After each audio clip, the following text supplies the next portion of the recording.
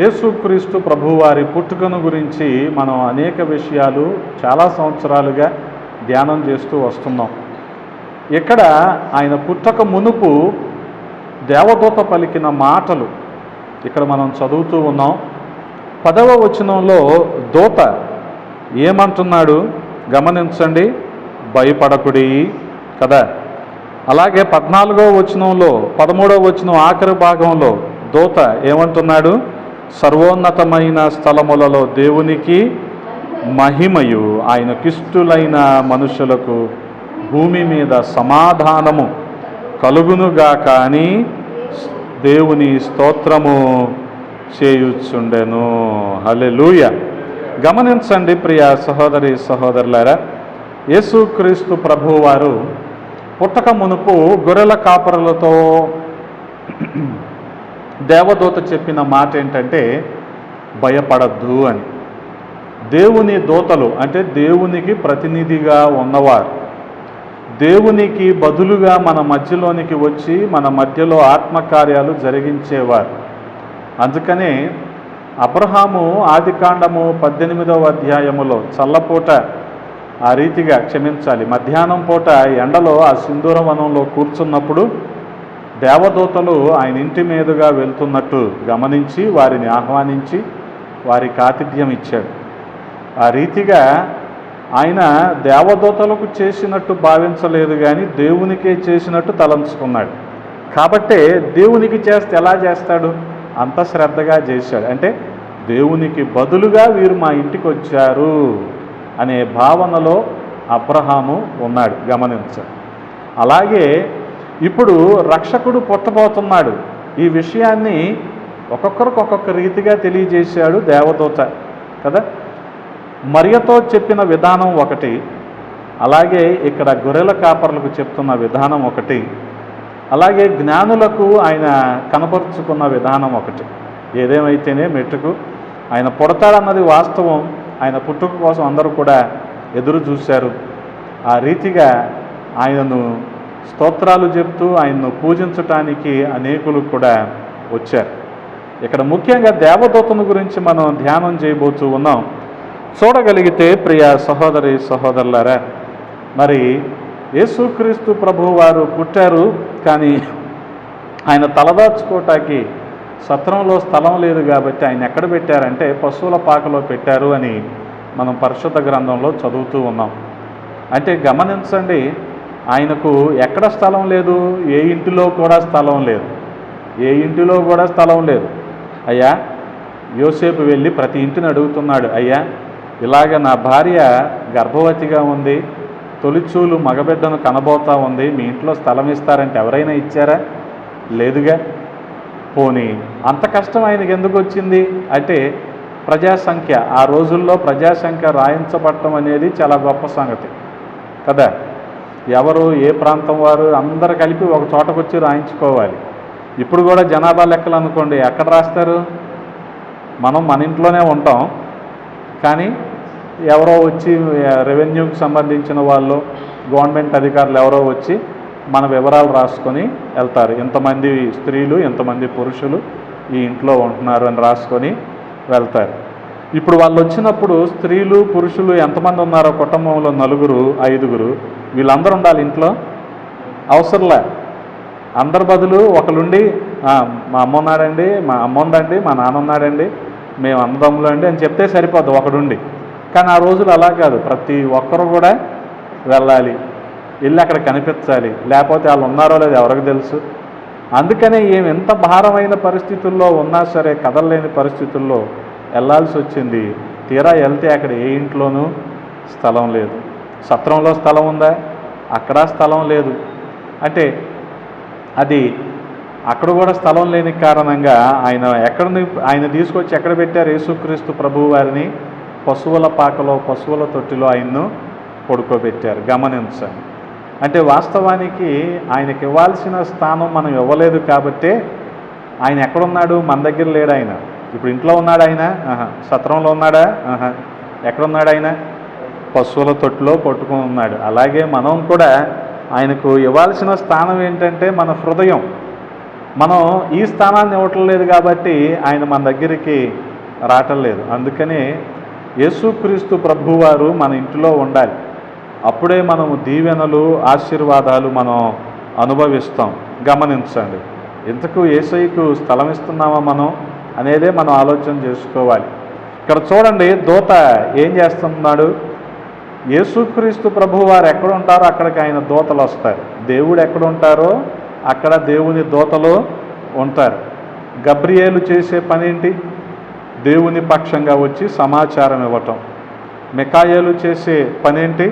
దేవుని పక్షంగా మన తరపున పోరాడటం, మనల్ని కాపాడటం. అలాగే రఫాయేలు చేసే పనేంటి? దేవుని పక్షంగా మనకు స్వస్థతని, ఆరోగ్యాన్ని ఇవ్వటం కదా. ఆ రీతిగా దేవుడు ఎక్కడ ఉంటాడో ఆయన దూతలు అక్కడ ఉంటాయి. గమనిస్తున్నారా? ఇక్కడ 14వ వచనంలో మనం చూసాం కదా, దేవుని దూత ఎక్కడున్నాడు కదా. సర్వోన్నతమైన స్థలములలో దేవునికి మహిమ, ఆయనకిష్టులైన వారికి భూమి మీద సమాధానము కలుగునుగాకని దేవునికి స్తోత్రము చేయుచుండెను. దూతలు, పరలోక సైన్య సమూహము ఈ రీతిగా దేవునికి పాటలు పాడుతూ ఉన్నారు. అందుకని మనం కూడా పాడుకున్నాముగా, దేవునికి స్తోత్రము గానము. ఆ రీతిగా మనం ప్రభువుని స్తుతించటం ఎంతో మంచిది. హల్లెలూయా. అందుకనే గమనించండి, ప్రభువు ఎక్కడ ఉంటాడో ఆయన దూతలు అక్కడ ఉంటాయి. ఇప్పుడు ఆయన ఎక్కడున్నాడు? పశువుల పాకలో ఉన్నాడు కాబట్టి ఆ దూత అక్కడికి వచ్చాడు. పరలోక సైన్య సమూహం కూడా వచ్చింది. అందరూ కలిపి పాటలు పాడుతున్నారు. అందుకనే ప్రభువు ఎక్కడుంటే అక్కడ దేవదూతలు ఉంటారు. కొర్నేలి భక్తుడు మనకి అపోస్తుల కార్యంలో కనబడతాడు కదా, ఆయన ఇంటికి కూడా దేవదూతలు వచ్చారు. 10వ అధ్యాయం అపోస్తుల కార్యములు 2వ వచనం నుంచి కొన్ని మాటలు మనం చదువుదాం. అతడు తన ఇంటి వారందరితో కూడా దేవుని యందు భయభక్తులు గలవాడయ్యుండి ప్రజలకు బహుధర్మము చేయించు ఎల్లప్పుడూ దేవునికి ప్రార్థన చేసేవాడు. ఎవరో? కొర్నేలి. పగలు ఇంచుమించు 3 గంటల వేళ దేవుని దూత అతని యొద్దకు వచ్చి, ఎవరొచ్చారండి? దేవుని దూత. దేవుని దూత అతని యొద్దకు వచ్చి కొర్నేలి అని పిలుచుట దర్శనమందు తేటగా అతనికి కనబడెను. అతడు దూత వైపు తేరి చూచి భయపడి, ప్రభువా ఏమని అడిగాను. అందుకు ఆయన ఏం చెప్పాడు?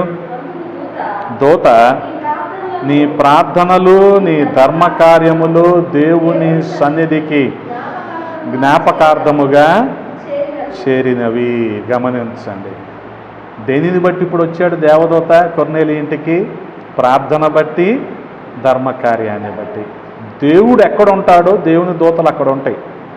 యేసుక్రీస్తు ప్రభువారు దేవుడు. ఆయన పశువుల పాకలో, పశువుల తొట్టిలో ఉన్నాడు కాబట్టి అక్కడికి దేవుని దూతలు, అదే రీతిగా పరలోక సైన్య సమూహం కూడా వచ్చినాయి కదా. దేవుని ప్రేమ ఎక్కడ ఉంటుందో అక్కడ దేవుని దూతలు ఉంటారు కదా. ఈ ధర్మకార్యాలు, ఈ ప్రార్థన చేయటం అనేది దేవుని పట్ల మనకి ఉన్న ప్రేమ.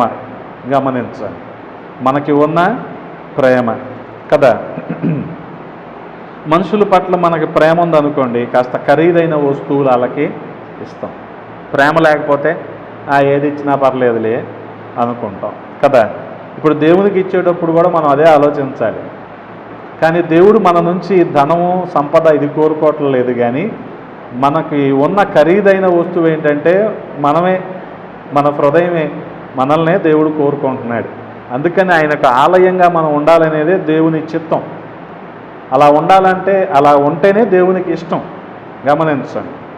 అందుకని ఇప్పుడు మనం ప్రేమిస్తున్నాం కాబట్టి మనం ఖరీదైన వస్తువులు ఇస్తాం, వెలకట్టలేని వస్తువులు ఇస్తాం. మరి దేవుని ప్రేమ ఎలా కనపడింది? ఆయన అమూల్యమైన తన రక్తాన్ని మన కోసం ధారపోసాడు, తన ప్రాణాన్ని మన కోసం ఇచ్చేసాడు. దానికి మనం వెలకట్టగలమా? లేదు కదా. అది ఆయన ప్రేమ. అందుకనే ఆయన ప్రేమ ఎక్కడ ఉంటుందో అక్కడ ఆయన దేవదూతలు ఉంటారు. ఇప్పుడు కొర్నేలి ఆయన ప్రేమను కలిగి ఉన్నాడు కాబట్టే కొర్నేలి చేస్తుంది ఏంటి? ధర్మకార్యాలు చేస్తున్నాడు, అలాగే ప్రార్థన చేస్తున్నాడు. ఈ ధర్మకార్యాలు, ఈ ప్రార్థనలు ఎవరి దగ్గరికి వెళ్ళినాయి అంట? దేవుని సన్నిధిలోకి వెళ్ళాయి. గమనించండి, దేవుడు ప్రతీదీ చూస్తున్నాడు కదా. ఆయన దృష్టికి మరుగైనది ఏది కూడా లేదు. ఈ సృష్టిలో ఏది కూడా ఆయన నుంచి తప్పించుకోవటానికి లేదు. ఒకవేళ హవ్వ ఆ పండుని తిన్నప్పుడు ఎవరు చూశారులే అనుకున్నా సరే, ఎవరు చూశారు? దేవుడు చూశాడు కదా. కయీను వాళ్ళ తమ్ముడైన హేబేలుని అసూయపడి ఈర్ష్యతో చంపేశాడు. ఎవరు చూడటం లేదు కదా అనుకున్నాడు, కానీ ఎవరు చూశారు? దేవుడు చూశాడు. హేబేలు రక్తం దేవునితో మొరపెట్టుకుంది. గమనించండి, అంటే హేబేలు రక్తం ఎక్కడికి వెళ్ళింది? దేవుని సన్నిధికి వెళ్ళింది. ఇప్పుడు కొర్నేలి ప్రార్థన, కొర్నేలి ధర్మకార్యాలు. ధర్మకార్యాలంటే దేవుని ప్రేమే. గమనించండి కదా, మనుషులకు మనం చేసిన అది దేవునికి చేసినట్టే కదా. అందుకనే ఈ ధర్మకార్యాలు ఎవరి సన్నిధికి వెళ్ళాయంట? దేవుని సన్నిధికి వెళ్ళాయి. కాబట్టి ఎవరొచ్చి దీన్ని చెప్తున్నారు? దేవుని దూత. మరి దూతను ఎప్పుడు చూసినోడు కాదు. అందుకనే ఏమైపోయాడు ఇప్పుడు? కొర్నేలి భయపడిపోయాడు. భయపడిపోయి ఏమంటున్నాడు? ఎవరో అమ్మో అన్నట్టుగా తేరి చూస్తున్నాడు. ఎవరో అన్నట్టుగా చూస్తున్నాడు. ఎప్పుడు చూడనట్టు. నిజమే, ఎప్పుడు చూడలేదుగా. అంతకుముందు పరిచయం ఉంటే ఈ భయము, ఈ తేరి చూడటం అవసరం లేదు. కానీ గమనించండి, అటువంటి సందర్భంలో దేవుని దూత అతనితో మాట్లాడుతున్నదేంటి? నీ ప్రార్థనలు, నీ ధర్మకార్యములు దేవుని సన్నిధికి జ్ఞాపకార్థముగా చేరినవి. నీ ఇంటిలో కూడా, గమనించండి, మన ఇంటిలో కూడా ప్రార్థన ధర్మకార్యాలు ఇవి ఉన్నప్పుడు అవి దేవుని సన్నిధికి వెళ్తాయి. దేవుడు దాన్ని బట్టి సంతోషిస్తాడు. ఆయన దూతలని మనతో కూడా ఉంచుతాడు. లేకపోతే ఏముంటుందా? ఇంట్లో సైతానే ఉంటుంది కదా, వాడే ఏలుబడి చేస్తాడు. గమనించండి.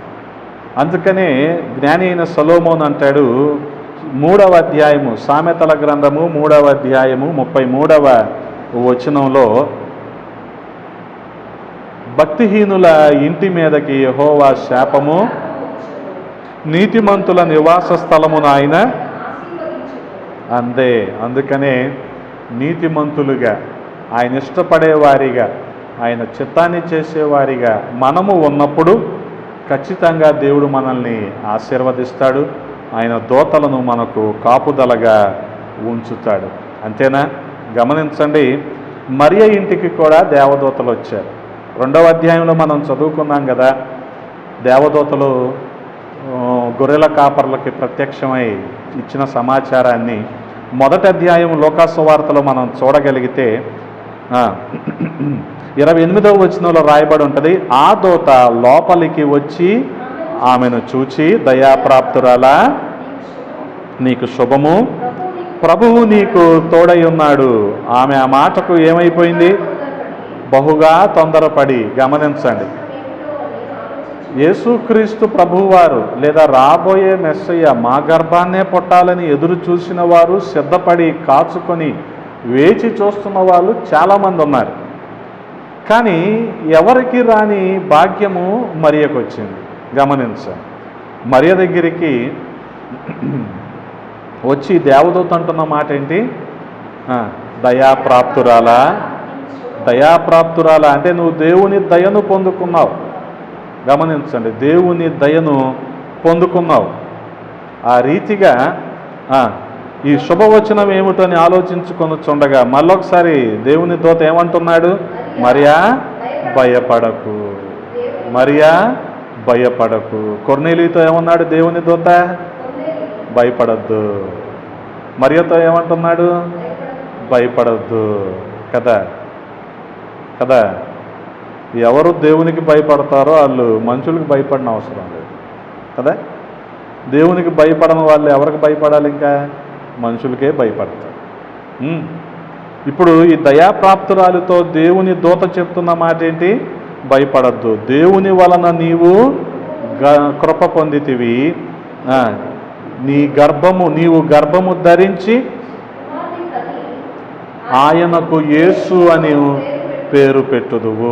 గమనించండి, ఏ వ్యక్తి అయితే తగ్గింపుతో విధేయతతో దేవుని సన్నిధిలో ఉంటాడో ఆ వ్యక్తి దేవుని కృపను పొందుకుంటాడు, దేవుని దయను పొందుకుంటాడు. అందుకనే ఆ ఇంటికి ఎవరు వస్తారు? దేవుని దూతలు వస్తారు. మరియ ఇంటికి దేవుని దూతలు వచ్చారు, గమనించండి. అందుకని దేవుని ప్రేమ మన ఇంట్లో ఉండాలి, దేవుడు మన ఇంట్లో ఉండాలి, విధేయత మన ఇంట్లో ఉండాలి. అప్పుడు దేవుడు మన ఇంట్లో ఉంటాడు కదా. చూడగలిగితే ప్రియ సహోదరి సహోదరులారా, దేవుడు ఉండి మన ఇంటికి రక్షణ ఇచ్చేవాడు ఆయన కదా. యేసయ్య జక్కయ్య ఇంటికి వచ్చాడు. అంతకుముందు వరకు జక్కయ్య గురించి లోకమంతా మాట్లాడుకున్న మాటలు వేరు. కానీ యేసయ్య వచ్చాక, యేసయ్య వస్తున్నప్పుడు కూడా యేసయ్యను చాలామంది అనుమానించారు. ఏంటి ఈయన పరిశుద్ధుడు అంటాడు, పాపి అయిన ఈ మనిషి ఇంట్లోకి ఎందుకు వెళ్తున్నాడు అని చెప్పి చాలామంది చాలా రకాలుగా అనుకున్నారు. కానీ యేసుక్రీస్తు ప్రభువారు అన్న మాట ఏంటంటే, నేడు ఈ ఇంటికి రక్షణ వచ్చింది. ఇతను కూడా అబ్రహాము, యేసయ్య ఏ ఇంటిలో ఉంటే ఆ ఇంటికి రక్షణ. జక్కయ్య అటువంటి రక్షణను పొందుకున్నాడు. హల్లెలూయా. ఏ రీతిగా పొందుకున్నాడంటే దేవుని చిత్తాన్ని చేశాడు. దేవుని మనస్సు ఏం ఆలోచిస్తుందో పాపాన్ని విడిచిపెట్టమంటది కదా దేవుని మనస్సు. ఆ పాపాన్ని విడిచిపెట్టేశాడు జక్కయ్య. ఏ రీతిగా? అన్యాయంగా సంపాదించిందంతా సగం పేదోళ్ళకి ఇచ్చేస్తాను అంటున్నాడు కదా. అలాగే ఎవరి దగ్గర అయితే అన్యాయంగా తీసుకున్నానో అవన్నీ 4 గంటలు తిరిగి ఇస్తానంటున్నాడు. ఈ రీతిగా దేవుని రక్షణను ఆ వ్యక్తి పొందుకున్నాడు. అందుకనే దేవునికి మన ఇంట్లో చోటు ఇవ్వాలి. గమనించండి, పాపానికి చోటు ఇచ్చామనుకోండి, దేవుడు ఆ ఇంటిలో ఉండడు. అలాగే మరియా మార్తల ఇంటిలో కూడా యేసయ్య ఉన్నాడు. మరియా మార్తల ఇంట్లో యేసయ్య ఉంటే ఏం జరిగింది? వాళ్ళ తమ్ముడు లాజరు బ్రతికాడు. లాజర్ అంటే యేసయ్యకు చాలా ఇష్టం అంట. ఏ సందర్భంలో ఆ ఊరి గుండా వెళ్తున్నా సరే అక్కడ ఆగి వారితో మాట్లాడేవాడంట, వారితో భోంచేసేవాడంట, వారితో సన్నిహితంగా ఉండేవాడు. కానీ యేసయ్య ఎక్కడో 3-4 రోజుల ప్రయాణం అంత దూరంలో ఉంటే ఈ లాజర్ చనిపోయాడు ఇక్కడ కదా. అంత అకస్మాత్తుగా చనిపోయాడు. అందుకని అతన్ని ఇక సమాధిలో పెట్టేస్తే యేసయ్య వచ్చి ఆ లాజరును బ్రతికించాడు. అంటే యేసయ్య ఎక్కడ ఉంటాడో అక్కడ మరణానికి అవకాశము లేదు. యాయూరి ఇంట్లో కూడా అంతే కదా. అప్పుడు వరకు వాళ్ళందరూ ఏమనుకున్నారు? చనిపోయిందని చెప్పేసి ఏడుస్తూ ఉన్నారు కదా. కానీ యేసయ్య వెళ్ళే సమయానికి ఆయన ఆ యాయూరు కుమార్తెను చెయ్యి పట్టుకొని లేపాడు. ఆ రీతిగా ఆ చిన్న కుమార్తె బ్రతికింది. బ్రతకటం మాత్రమే కాదు, దేవునికి సాక్షిగా ఉంది. హల్లెలూయా. ఆ రీతిగా ప్రియ సహోదరి సహోదరులారా, మనము దేవునికి విధేయులైనప్పుడు ఆయన మన ఇంటిలో ఉంటాడు. మనము పాపాన్ని విడిచిపెట్టినప్పుడు ఆయన మన ఇంటిలో ఉంటాడు. ఆయన దూతలు మన ఇంటిలో ఉంటాయి, మనల్ని దీవిస్తాయి, ఆశీర్వదిస్తాయి. ఆయన మనకు రక్షణనిస్తాడు, స్వస్థతనిస్తాడు, అనేకమైన మేళ్లతో మనల్ని నింపుతాడు. హల్లెలూయా. గమనించండి, పరిసయ్యుని ఇంటిలో కూడా లూకాసు వార్త 7వ అధ్యాయంలో చూడగలిగితే, పరిసయ్యుని ఇంటిలోకి యేసుక్రీస్తు ప్రభువు వారు ఒకసారి భోజనానికి వెళ్ళాడు. 36వ వచనాన్ని చదువుతారా? పరిసయ్యులలో ఒకడు తనతో కూడా భోజనము చేయవలెనని ఆయనను అడిగెను. ఆయన పరిసయ్యుని ఇంటికి భోజన పంక్తిని నేడు చదవండి.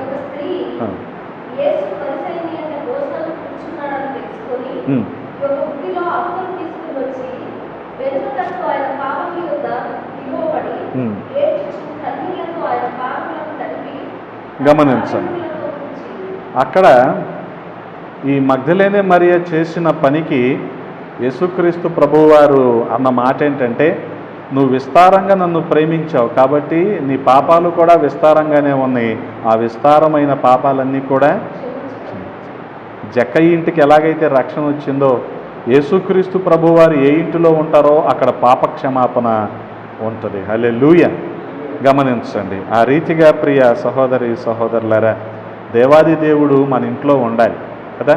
ఈ క్రిస్మస్ రోజుల్లో అనేకమైన వ్యాపకాలతో, అనేకమైన ఆలోచనలతో మనం ఉంటూ ఉంటాం. అయినప్పటికీ దేవుని చేతులకు అప్పచెప్పుకుందాం, ఆయన చిత్తాన్ని చేసేవారంగా ఉందాం. దాన్ని బట్టి ఆయన సన్నిధి, ఆయన ప్రసన్నత మనతో పాటుగా ఉంటుంది. మనము ఆయన సన్నిధిని అనుభవిస్తాము, ఆయన మేళ్లను, దీవెనలను అనుభవిస్తాం. అందుకనే యేసయ్య ఎక్కడ ఉంటాడో అక్కడ మరణము ఉండదు, యేసయ్య ఎక్కడ ఉంటాడో అక్కడ ఆశీర్వాదము ఉంటుంది. అటువంటి ఆశీర్వాదాన్ని, నిత్య జీవాన్ని మనందరము పొందుకోవాలన్నదే దేవుని చిత్తమై ఉన్నది. అటువంటి కృప దేవాది దేవుడు మనందరికీ దయచేయునుగాక. ఆమేన్. తలలు వంచండి, ప్రార్థన చేసుకుందాం.